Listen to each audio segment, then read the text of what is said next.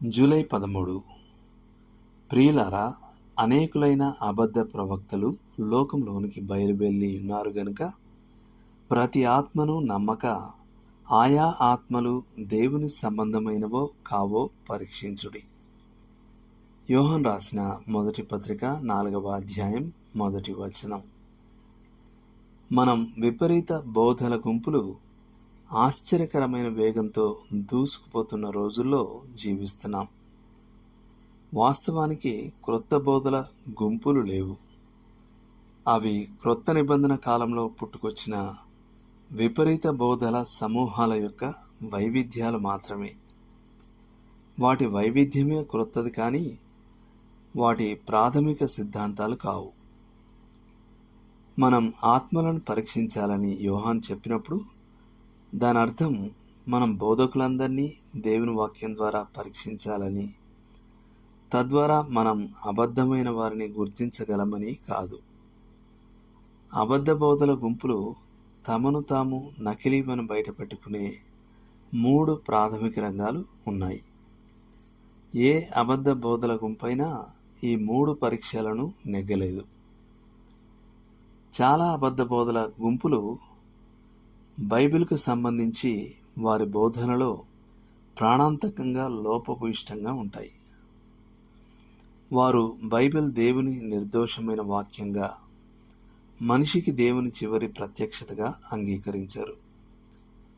వారు తమ సొంత నాయకుల రాతలకు బైబిల్కు సమానమైన అధికారాన్ని ఇస్తారు. వారు ప్రభువు నుండి కొత్త ప్రత్యక్షతను చెప్పుకుంటారు మరియు క్రొత్త సత్యం గురించి గొప్పలు చెప్పుకుంటారు. వారు సత్యాన్ని వక్రీకరించి చెరిపివేసే లేఖనం యొక్క వారి స్వంత అనువాదాన్ని ప్రచురిస్తారు. వారు సాంప్రదాయాలను బైబిల్తో సమానంగా అంగీకరిస్తారు. వారు దేవుని వాక్యాన్ని మోసపూరితంగా ఉపయోగిస్తారు. చాలా అబద్ధ బోధల గుంపులు మన ప్రభువుకు సంబంధించి వారి బోధనలలో విపరీతమైన దూరంతో ఉంటారు. ఆయన దేవుడని, పవిత్ర త్రిత్వంలోని 2వ వ్యక్తి అని వారు నిరాకరిస్తారు. ఆయన దేవుని కుమారుడని వారు ఒప్పుకోవచ్చు, కానీ దీని ద్వారా వారు తండ్రి అయిన దేవునితో సమానత్వం కంటే తక్కువ అయిన వాడు అంటారు. తరచుగా వారు యేసే క్రీస్తు అని నిరాకరిస్తారు. క్రీస్తు అనేది మనిషి అయిన యేసుపైకి వచ్చిన ఒక దైవిక ప్రభావం అని బోధిస్తారు.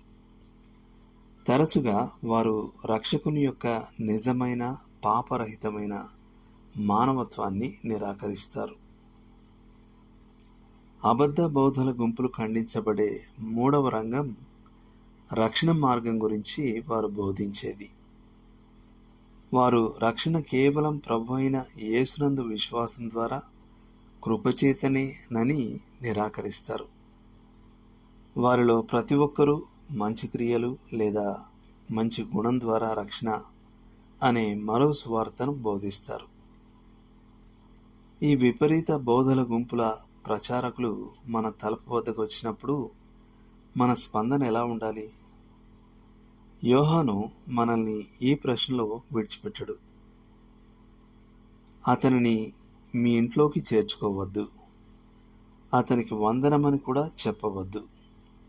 ఎందుకంటే అటువంటి వ్యక్తికి వందనమని చెప్పడం ద్వారా అతను చేస్తున్న దుష్టత్వంలో పాలు పంచుకోవడమే. యోహాను రాసిన 2వ పత్రిక 10-11 వచనాలు. దేవుడు మిమ్మల్ని దీవించునుగాక.